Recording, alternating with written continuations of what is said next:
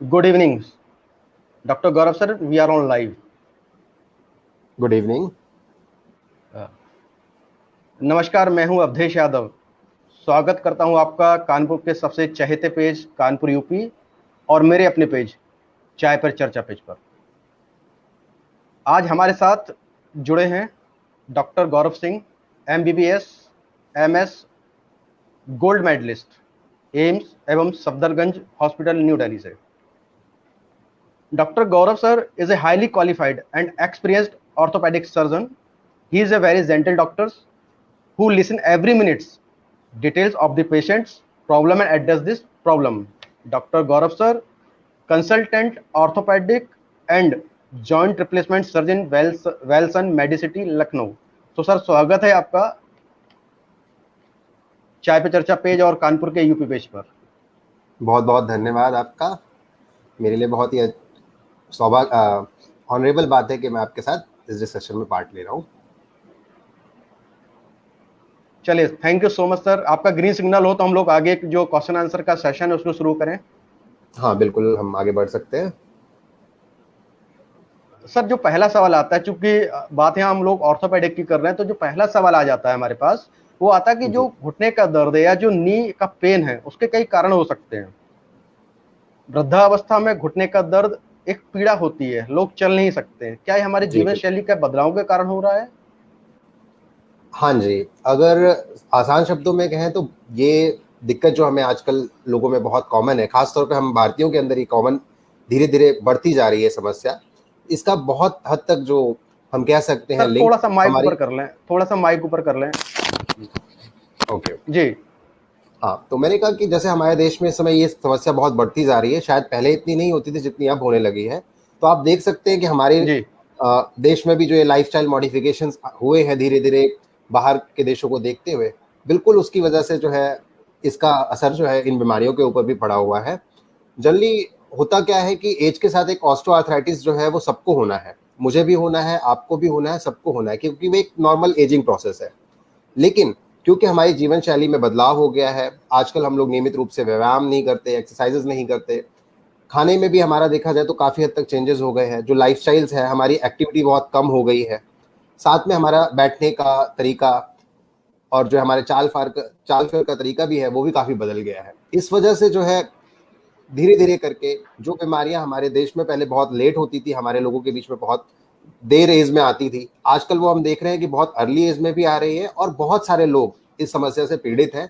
और ये चीज़ इन लोगों सभी लोगों की जीवन शैली को, मतलब कहने का मतलब आप ये कह सकते हैं कि जीवन शैली खराब होने की वजह से ये समस्या बढ़ रही है। और क्योंकि हम ये समस्या है, इस वजह से लोग अपने जीवन शैली में चेंज भी नहीं कर पाते और लगातार इस चीज़ से सफ़र कर रहे होते हैं।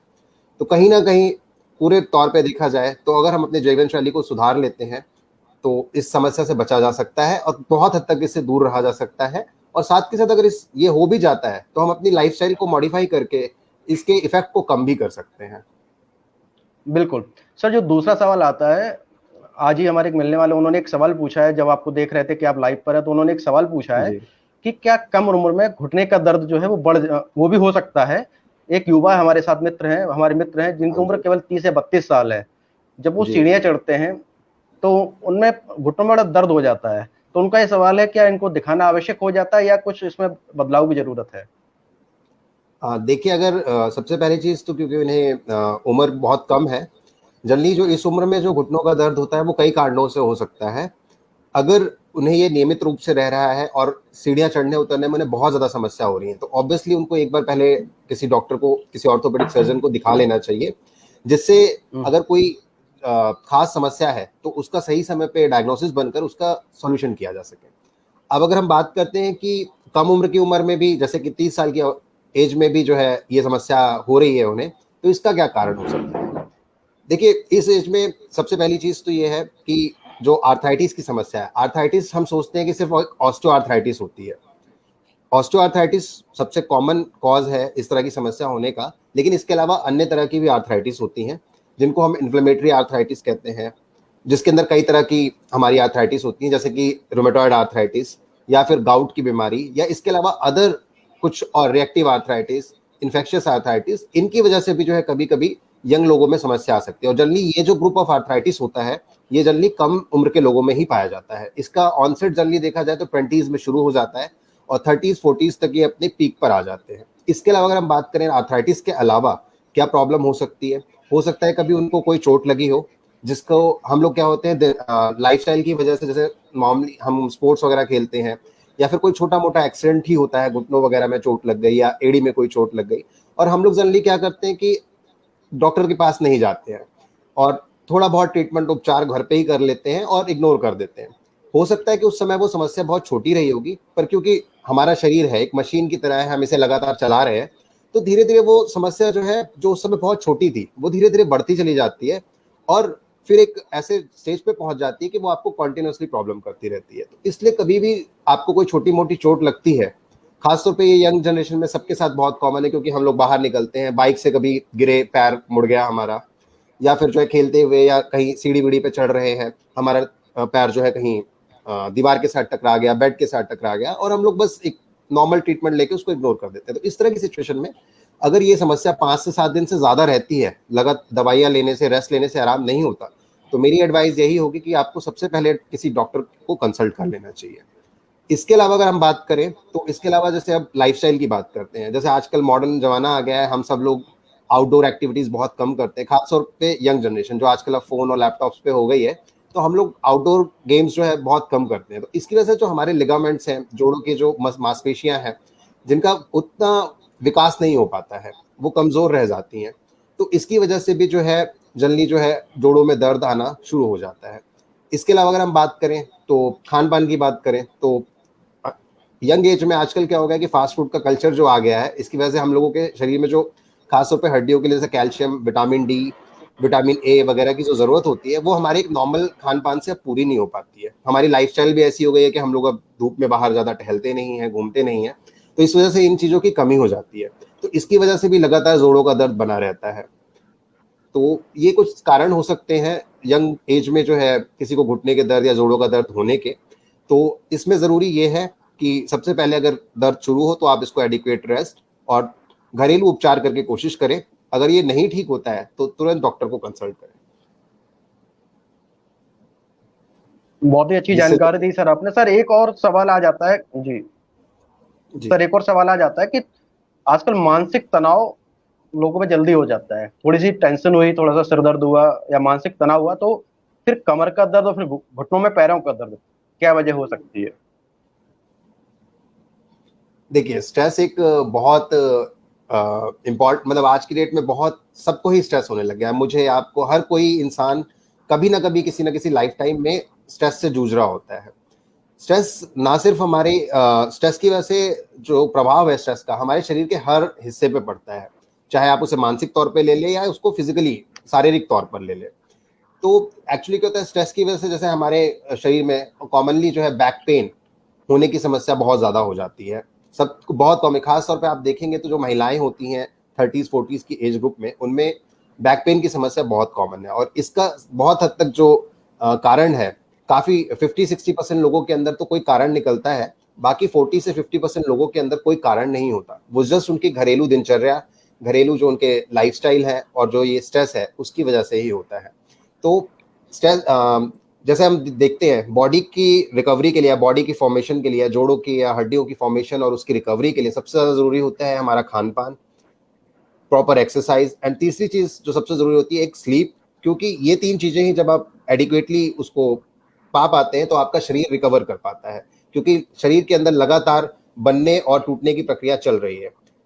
तो अगर आप स्ट्रेस में रहेंगे तो जो शरीर का एनाबॉलिज्म है या जिसे बनने की प्रक्रिया कहते हैं वो स्लो हो जाती है, जिसकी वजह से जो है जोड़ों और हड्डियों का या अदर भी हिस्से हम कह सकते हैं उन पे प्रभाव पड़ता है और वो नियमित तौर से अपने आप को रिपेयर नहीं कर पाते हैं। इस वजह से क्रोनिकली आपको ये प्रॉब्लम रहती है। सर अगला सवाल आ जाता है, आप चूंकि ऑर्थोपेडिक फील्ड से हैं तो हम लोग सुनते हैं ऑर्थोप्लास्टी और ऑर्थोस्कोपी, मेडिकल भाषा में इसको सर क्या कह सकते हैं, कैसे समझ सकते हैं इसको? अच्छा, तो मैं आपको समझाता हूँ, सबसे पहले आसान शब्दों में समझाता हूँ। आर्थोप्लास्टी जो शब्द है या आर्थोस्कोपी जो शब्द है, अगर हम इसको टुकड़ों में बांटे तो आर्थो का मतलब होता है जॉइंट, जोड़, और प्लास्टी का शब्द होता है, प्लास्टी शब्द का मतलब होता है रिकंस्ट्रक्शन, उसको रिपेयर करना। और ऐसी अगर हम स्कोपी को कहें तो जैसे स्कोप क्या होता है, जैसे हम टेलीस्कोप की बात करते हैं, तो ऐसे यहाँ पे एक स्कोप की शब्द का मतलब ये है कि उसको हम देख पा रहे हैं, मतलब किसी विधि के द्वारा हम जोड़ को देख पाए। तो अब अगर हम बात करते हैं आर्थोप्लास्टी और आर्थोस्कोपी शब्दों के बारे में, तो आर्थोप्लास्टी जनरली क्या होता है, अगर आम भाषा में एक जोड़ का प्रत्यारोपण या फिर जोड़ का रिप्लेसमेंट। ये जनरली आज की डेट में बहुत ही हम लोग मतलब इस स्टेज पे पहुंच चुके हैं, साइंस इतनी एडवांस हो गई है कि जो डैमेज जोड़ होते हैं हमारे शरीर के, उसको हम आर्थोप्लास्टी की विधि के द्वारा बदल सकते हैं। और अगर आपको मैं बताऊं तो आज हम इस सिचुएशन में है कि हम शरीर के किसी भी जोड़ को बदल सकते हैं। पर मोस्ट कॉमनली जो आर्थोप्लास्टी की जाती है वो नी की और हिप की जाती है, क्योंकि ये दोनों समस्याएं हमारे बहुत ज्यादा कॉमन है। पर अदरवाइज शरीर के किसी भी जोड़ को जो है बदला जा सकता है। इसमें क्या किया जाता है कि इसमें ऐसा नहीं है कि हम जोड़ को पूरी तरीके से बदल देते हैं या कुछ हम आर्टिफिशियल लगा देते हैं। इसमें हम क्या करते हैं, देखिए जो हमारा एक जोड़ होता है उसमें हमेशा दो सरफेस होती है, दो जनरली जो है दो हड्डियों के बीच में। अगर हम नी जॉइंट की बात करें तो जो हमारा नी जॉइंट होता है, अगर आप ऐसे देखना चाहें मैं आपको दिखाऊं, तो जैसे ये हमारा एक नी का मॉडल है। अगर आप देखेंगे तो दो हड्डियां होती हैं, ऊपर की जिसको थाई बोन कहा जाता है, और एक हड्डी जिसको की बोन कहा जाता है, टीबिया कहा जाता है, वाली बोन को फीमर कहा जाता है। और एक ये तीसरी हड्डी होती है सामने, कटोरी वाली हड्डी, जिसको पटेला कहा जाता है, आम भाषा में लोग इसको कटोरी कहते हैं। तो अगर हम देखें तो ये जोड़ जो है इन तीन हड्डियों से मिलकर बना है, और इन तीनों जोड़ों के बीच में ऐसे एक सरफेस होती है जिसको हम जो कार्टिलेज से कवर होती है। कार्टिलेज हमारा बहुत इंपॉर्टेंट है जोड़ की मूवमेंट के लिए और जोड़ के चाल फेर के लिए। क्या होता है, जैसे आप देख रहे हैं, इससे कार्टिलेज होता है नॉर्मल शरीर में, दो बीच में होता है। जैसे जैसे हमारी एज बढ़ती है या कोई भी बीमारी होती है जो घुटनों को या जोड़ों को अफेक्ट करती है, उस बीमारी में धीरे धीरे जो कार्टिलेज होता है वो घिसना शुरू हो जाता है। इनिशियल स्टेजेस में जो है हम इसको रिपेयर कर पाते हैं, बॉडी रिकवर कर लेती है, जो थोड़ा बहुत डैमेज होते हैं उसको दूर कर लेती है। पर धीरे धीरे जैसे जैसे ये सिचुएशन बढ़ती चली जाती है, यार आप कोई ट्रीटमेंट नहीं लेते हैं या जो कारण है उसको दूर नहीं करते, तो धीरे धीरे ये जोड़ इतना घिसता चला जाता है कि एक अवस्था आ जाती है कि आप बॉडी उसको रिपेयर नहीं कर सकती है। उस सिचुएशन में जाके जोड़ों में घिसने की वजह से टेढ़ापन वगैरह भी आने लग जाता है, और छोटा मोटा जो मूवमेंट होता है वो भी बहुत मुश्किल हो जाता है। उस सिचुएशन में हमको इसको रिप्लेस करना पड़ता है।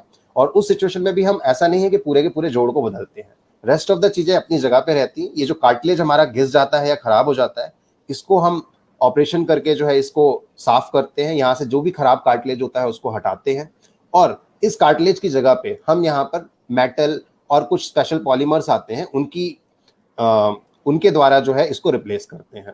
और जब ये हम रिप्लेस कर देते हैं तो फिर वो मूवमेंट दोबारा से नॉर्मल हो जाता है।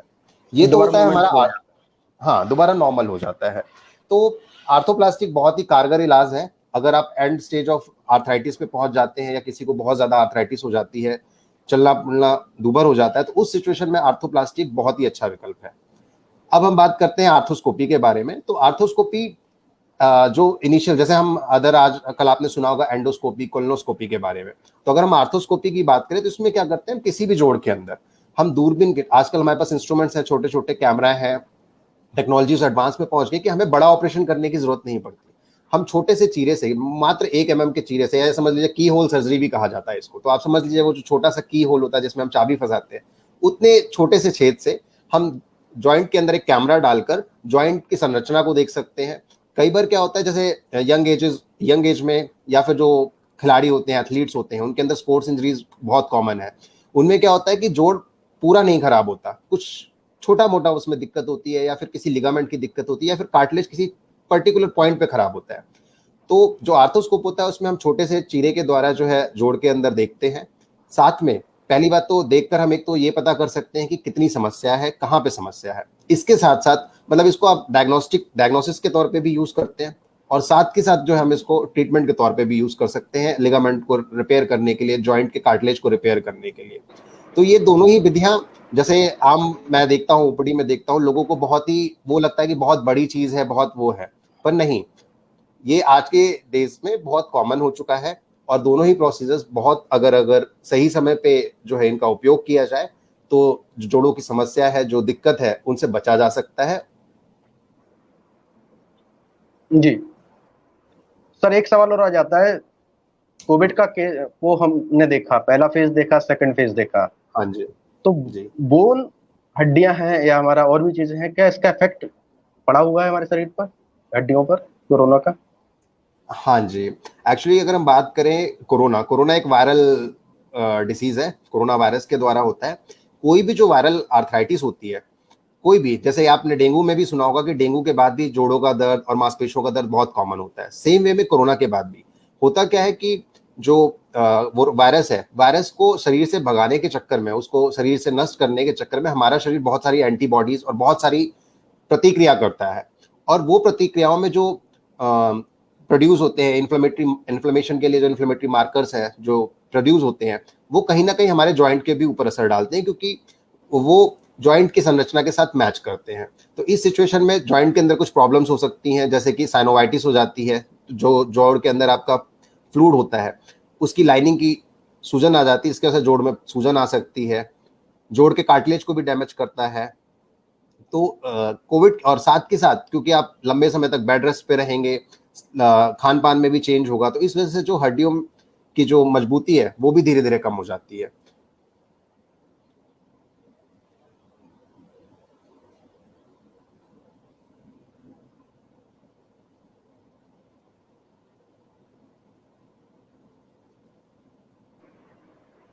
हेलो, आवाज आ रही सर?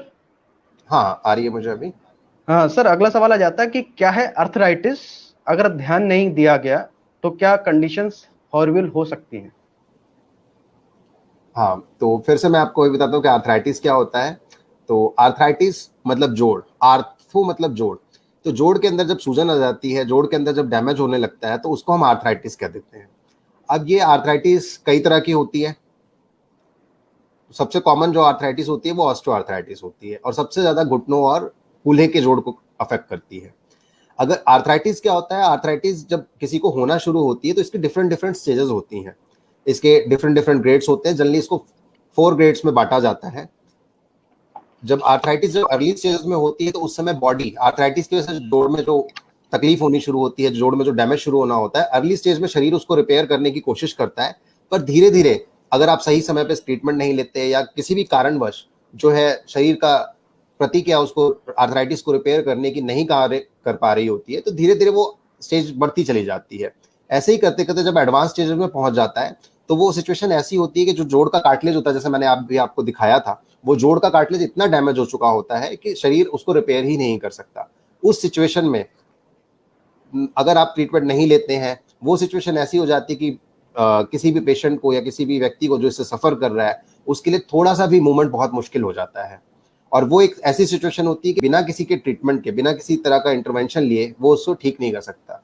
इस आर्थराइटिस की वजह से धीरे धीरे करके जोड़ों में लगातार सूजन आना, आपकी क्रैक कट कट की आवाज आना, पैरों में एकदम टेढ़ापन होना। आपने देखे होंगे कुछ महिलाएं जो बहुत ज्यादा सीवियर आर्थराइटिस होता है तो उनके दोनों पैर टेढ़े हो जाते हैं, वो दोनों घुटनों को बेड पे सीधा रख नहीं पाती हैं, पैर बेड पे सीधा नहीं रख पाते हैं, दोनों पैरों को मिला नहीं पाते हैं, सीढ़ियां चढ़ने उतरने में दिक्कत होती है। कुछ लोग तो ऐसे हो जाते हैं कि वो थोड़ा सा भी खड़ा होते हैं, उनसे मुश्किल से 5 मिनट भी खड़ा नहीं रह जाता। मतलब डे टू डे जो एक्टिविटीज होती है, टॉयलेट जाना, इस तरह की चीजों में भी दिक्कत आ जाती है। तो ऐसा नहीं है कि आर्थराइटिस लाइलाज है, इसका कोई इलाज नहीं है। होता क्या है कि हम लोग अर्ली स्टेजेस में इतना ज्यादा इसके ऊपर ध्यान नहीं देते और इसको हम बढ़ते जाने देते हैं, और जैसे जैसे बढ़ती चली जाती है एक सिचुएशन आती है कि दवाइयां इस पर कोई असर नहीं दिखाती, और फिर हमारे पास मरीज का ऑपरेशन करने के अलावा कोई ऑप्शन नहीं होता है। तो अगर हम इसे बिल्कुल सही हाँ, अगर हम इसे सही समय पे जो है डॉक्टर को दिखा लें या सही समय पे जो है ट्रीटमेंट ले लें, तो हो सकता है हम उस स्टेज तक कभी पहुंचे ही नहीं। सर, अगला सवाल आ जाता है कि पहले जो एक्सरसाइज होती थी वो ट्रेडिशनल हुआ करती थी, पर लोगों ने आजकल टेक्निकल एक्सरसाइज की है, जिम वगैरह जाने पर अक्सर। क्या ये घुटनों के लिए सही है? देखिए, अगर एक्सरसाइज की बात करें तो एक्सरसाइज तो देखिए, जैसे हमारा एक शरीर है, शरीर में दो मतलब एक शरीर हमारा एक मशीन की तरह है। जैसे एक मशीन कॉन्टिन्यूसली, जैसे कार है कॉन्टिन्यूसली रन कर रही होती है, ऐसे हमारे शरीर है, इसको चलाने वाली दो चीजें हैं, एक हड्डियां और एक मांसपेशियां। दोनों के ही विकास के लिए एक्सरसाइज बहुत ज्यादा जरूरी है। अगर हम बात करें जैसे कि नॉर्मल एक्सरसाइजेस की जो हम रूटीनली करते थे और जो सदियों से चली आ रही है, जैसे कि रनिंग हो गई, आपकी साइकिलिंग हो गई, या फिर वॉकिंग हो गई, ये तीनों एक्सरसाइज, हर एक्सरसाइज का एक बेसिक वो है। ये तीनों एक्सरसाइज भी अगर कोई करता है और कंटिन्यू रखता है, ऐसा नहीं है कि इनसे कुछ मतलब शरीर जो है इंप्रूव नहीं होता। अगर आप ये तीनों चीजें भी बेसिक करते रहते हैं तो भी आपको ये उतना ही लाभ देती है। पर क्योंकि आजकल थोड़ा ट्रेंड चेंज हुआ है, लोगों के पास समय कम है, जगह की कमी है कि लोग इतना लंबा वॉक पे नहीं जा सकते, रनिंग नहीं कर सकते। तो इस वजह से जो है आजकल थोड़ा जिम वगैरह में जाकर एक्सरसाइज करने का ट्रेंड बढ़ा है। एक तो ये चीज है कि आपको एक कॉन्टिन्यूसली आपके जॉइंट को मूवमेंट देनी है, मसल्स की एक्सरसाइज करनी है, जिससे वो लगातार अपने मेंटेन रखें खुद को और समस्या को ना हो। दूसरी चीज क्या होती है कि जैसे आपने कहा कि कुछ स्पेसिफिक जो टेक्निकल एक्सरसाइजेज हैं, ये एक्सरसाइजेज डिपेंड करती हैं कि आप किस फील्ड में हैं। अगर आप बात करें, अगर आप कोई स्पोर्ट्स खेलते हैं, टेनिस खेलते हैं, बैडमिंटन खेलते हैं, फुटबॉल खेलते हैं या क्रिकेट, कुछ भी ऐसा कोई गेम खेलते हैं, तो आप देखेंगे कि हर गेम को खेलने का एक पर्टिकुलर तरीका है, कुछ पर्टिकुलर टेक्निक्स हैं। तो आपको क्या होता है कि उन सब चीजों के लिए पर्टिकुलर ग्रुप ऑफ मसल्स को, पर्टिकुलर जॉइंट को टेक्निकल एक्सरसाइज के द्वारा जो है इंप्रूव करना होता है कि जिससे आप अपना स्पोर्ट्स इंप्रूव कर सके। और इसके अलावा अगर बात करते हैं जैसे कि अगर हम एक बात करते हैं नॉर्मल यूथ के लिए या फिर एक नॉर्मल ओल्ड एज के लिए भी, तो एक्सरसाइजेस जो हम मशीन के द्वारा करते हैं, कई बार क्या होता है कि आपने देखा होगा कुछ बूढ़े लोग वगैरह होते हैं, वो बिना मतलब ऐसे बिना सहारे के वॉक वगैरह नहीं कर पाते हैं या साइकिलिंग वगैरह नहीं कर पाते हैं। तो उन लोगों के लिए एक असिस्टेड एक्सरसाइजेस आप कह सकते हैं कि मशीनों के माध्यम से हम उन्हें एक्सरसाइज करा सकते हैं और उनको इम्प्रूव कर सकते हैं। तो बिल्कुल अगर हम कहें traditional exercises as well as जो नई एडवांस टेक्निकल एक्सरसाइजेस मशीनों के सहारे जिम में या फिर किसी फिजियोथेरेपिस्ट या के साथ मिलकर जो हम एक्सरसाइज करते हैं, इनका बहुत इंपॉर्टेंट रोल है और बहुत जरूरी भी है। तो ऐसा नहीं है कि अगर हम ये इस तरीके से जिम में ही जाके एक्सरसाइज करेंगे तभी हम स्वस्थ रहेंगे। हम अगर ये बेसिक एक्सरसाइजेस भी करते रहेंगे तो उससे भी हमारा शरीर उतना ही स्वस्थ रहेगा। सर एक और सवाल आ जाता है कि जो हड्डियों का दर्द है वो गर्मियों की अपेक्षा सर्दियों में अधिक होता है, क्या रीजन है? हाँ, ये बात तो है कि जोड़ों के जो दर्द होते हैं ये सर्दियों में बढ़ जाते हैं। एक्चुअली इसका दो कारण होता है। अगर हम साइंटिफिक भाषा में बात करते हैं, पहली बात, कोई भी जो हमारा जोड़ है, आपने हेलो। उसके बीच में, हेलो, जी जी आवाज जी आ रही है? बोले। जी प्लीज हाँ कंटिन्यू। हाँ हाँ जी। तो जो हमारा जोड़ होते हैं, जोड़ों के बीच में लुब्रिकेशन के लिए एक फ्लूइड होता है जिसको साइनोवियल फ्लूइड कहा जाता है। वो नॉर्मली जैसे ही सर्दियों में टेम्परेचर बढ़ता है तो वो जो साइनोवियल फ्लूइड आपने देखा होगा, जो नॉर्मल घी होता है हमारा, वो भी जो है सर्दियों में जम जाता है और गर्मियों में जो है वो लिक्विड फॉर्म में होता है। तो ऐसे ही आप समझ लीजिए जो हमारे जोड़ों के बीच का जो फ्लूइड होता है, साइनोवियल फ्लूइड जिसको कहते हैं, जो दोनों जोड़ों के बीच में मूवमेंट, स्मूथ मूवमेंट करने में हेल्प करता है, जब सर्दियां आती हैं तो उसमें जो है थोड़ी सी विस्कोसिटी बढ़ जाती है, उसका जो तरलता है वो थोड़ी कम हो जाती है। इसके अलावा क्या होता है कि साथ में जो हमारी मांसपेशियां होती हैं, वो मांसपेशियां भी थोड़ी सी स्टिफ हो जाती हैं। और साथ के साथ बात करें तो सर्दियों में जो हमारा एटमॉस्फेरिक प्रेशर है वो भी थोड़ा कम हो जाता है, जिसकी वजह से इन सब का अगर हम मिला जुला असर देखें तो जोड़ों के ऊपर जो दबाव पड़ता है वो बढ़ जाता है और साथ में मसल की स्टिफनेस और साइनोवियल फ्लूइड की तरलता में कमी होने की वजह से एक स्टिफनेस और पेन बना रहता है। तो इस वजह, और खास तौर पे ये उन लोगों में ज्यादा कॉमन होता है जिन लोगों के अंदर पहले से ही कोई आर्थराइटिस की या फिर पहले कोई पुरानी चोट लगी है, उस तरह का दर्द इस समय पे बढ़ जाता है। तो इनसे बचने के लिए अगर मैं बात करूं तो देखिए, सबसे पहली जरूरी चीज यही है कि आप जो सब लोग करते हैं, गर्म कपड़े पहनते हैं, गर्म पानी से आप सिकाई कर सकते हैं। और सबसे ज्यादा जरूरी होती है कि सर्दियों में लोग घूमना फिरना या मतलब बाहर निकलना घर से बिल्कुल कम कर देते हैं। तो बहुत जरूरी है कि आप जो है थर्मोजेनेसिस, जैसे हम कह सकते हैं कि एक नॉर्मल जो एक्सरसाइज होती है घर पे, कि आप बैठे बैठे बस पैरों को चला रहे हैं या फिर घर पे वॉक कर रहे हैं, घर के जो रूटीन काम होते हैं, किचन में हेल्प कर दी या फिर इस तरीके से अगर आप छत पे ही टहल लिए, इस तरह के अगर काम करेंगे तो जो बॉडी है, मसल्स है, वो थर्मोजेनेसिस करती हैं और शरीर के टेम्परेचर को बढ़ाती हैं और जो जॉइंट का हमारा फ्लूइड है उसकी तरलता को भी बढ़ाती हैं। तो इस तरीके से जो है हम कुछ चीजों का परहेज करते हुए, इन चीजों को फॉलो करते हुए सर्दियों में जो ये जोड़ों का दर्द है उससे बच सकते हैं। सर एक और क्वेश्चन आ जाता है जो लास्ट क्वेश्चन है मेरे लिए और आपके लिए भी, काफी समय ले जी लिया आपका, कि जो नी रिप्लेसमेंट या हिप रिप्लेसमेंट है, जी। कितने दिन बाद अगर कोई व्यक्ति करा लेता है तो कितने दिन बाद वो स्वस्थ हो सकता है या चल सकता है? हाँ देखिए, आजकल नी रिप्लेसमेंट और हिप रिप्लेसमेंट दोनों ही बहुत ही सक्सेसफुल सर्जरी हैं। अगर हम आज की डेट में बात करें, नॉर्मली ऑपरेशन होने के दूसरे दिन से 2 दिन बाद से, कभी कभी कुछ कुछ सेंटर्स में डिपेंडिंग अपॉन पेशेंट की कंडीशन भी क्या है उसके ऊपर भी निर्भर करता हुआ है, पर जनरली ज्यादातर पेशेंट्स को हम दूसरे दिन से वॉकर के सहारे चला देते हैं और छोटी मोटी एक्सरसाइजेस शुरू करवा देते हैं। लगभग ऑपरेशन होने के 15 दिनों में, 14 से 15 दिनों में टाके काटे जाते हैं और उसके बाद पेशेंट को जितना वो टॉलरेट कर पाते हैं उसके हिसाब से हम वॉकर के सहारे या फिर वॉकर के बिना चलाना शुरू कर देते हैं और उसी के सहारे एक्सरसाइजेस वगैरह शुरू कर दी जाती है। अगर हम मोटा मोटा तौर पे बात करें तो दूसरे दिन से पेशेंट चलना शुरू कर देता है और चौथे पांचवें दिन, हफ्ते भर, कभी कभी किसी किसी को 15 दिन भी लग जाते हैं, उसी के सहारे वो आदमी जो है बैठना सीढ़ी चढ़ना उतरना, गाड़ी में बैठना, ये सब शुरू कर देता है। ये थोड़ा सा क्या होता है कि देखिए, इस सर्जरी के बाद प्रॉपर एक्सरसाइज बहुत जरूरी है। अगर पेशेंट पूरे तरीके से एक्सरसाइज को फॉलो करता है और करता है तो जनरली 1 महीने के अंदर वो पूरे तरीके से अपनी 4 से 6 हफ्तों के अंदर अपनी सारी जो डेली रूटीन एक्टिविटीज जो वो पहले करता था रिप्लेसमेंट के, वो कर सकता है। और ये जो प्रोसेस है थोड़ा लंबा होता है। एक्सरसाइज जनरली आपको 3 महीने तो कंटिन्यूसली अच्छे से करनी ही होती है, और किसी किसी को साल भर। अगर आप अच्छे से करते रहेंगे तो ये जोड़ है बहुत अच्छे से चलता रहेगा, और जो लाभ सर्जरी आपने कराई है उसका लाभ भी आपको बहुत अच्छे से मिलेगा। तो इसमें पेशेंट की भी एक थोड़ी कमिटमेंट बहुत जरूरी होती है एक्सरसाइज करने के लिए, apart from the surgery. Doctor Gaurav sir, आपने बहुत सारी जानकारी दी, उम्मीद है सब लोग उससे सहमत होंगे और प्रिकॉशन भी लेंगे। हमें उम्मीद है डॉक्टर गौरव सर के जो सुझाव हैं उनसे हमें मदद मिलेगी। आप बहुत ही सहज एवं सरल इंसान हैं। आपने बहुत ही सरल भाषा में व्यूअर्स को जो जानकारियां दी उनसे हम लोग लाभान्वित होंगे। सर, आपने कीमती समय दिया, so thank you so much sir. बहुत बहुत धन्यवाद। मुझे भी बहुत अच्छा लगा आपके साथ ये डिस्कशन करके, और कुछ पेशेंट्स के सवालों के जवाब देके उनकी समस्या का कुछ समाधान करके। So sir, thank you so much. बहुत बहुत धन्यवाद, बहुत बहुत धन्यवाद। लेकिन जाते जाते मैं सब लोगों से बस यही कहूंगा कि कोविड जैसा अभी हम सब ने देखा कि जो है कोविड की फर्स्ट वेव और अभी जो हमने सेकंड वेव देखा, खासतौर पे हमने अपने यूपी में देखा कि कैसे बहुत ज्यादा एकदम से केसेस बढ़े और सब कुछ हुआ। और मेरे ख्याल से ये समय सबके लिए बहुत ही मुश्किल था, सबके लिए। हर किसी ने किसी ना किसी अपनों को खोया है या उनका ट्रीटमेंट होते हुए देखा है, तो बहुत तकलीफ हर किसी को हुई है। तो मैं यही कहूंगा कि भले ही अब लॉकडाउन खुल गया है, केसेस कम हो गए हैं, इसका मतलब ये नहीं है कि हम फिर से फ्री हो जाएं और फिर से कोविड को मौका दे दे, कोरोना को हम हमारे अपने लोगों को नुकसान पहुंचाने का। तो हमें कोशिश यही करनी है कि हम अभी भी मास्क वगैरह लगाएं, पहले की तरह जैसे हम कोविड के प्रोटोकॉल फॉलो करते थे वो करते रहें।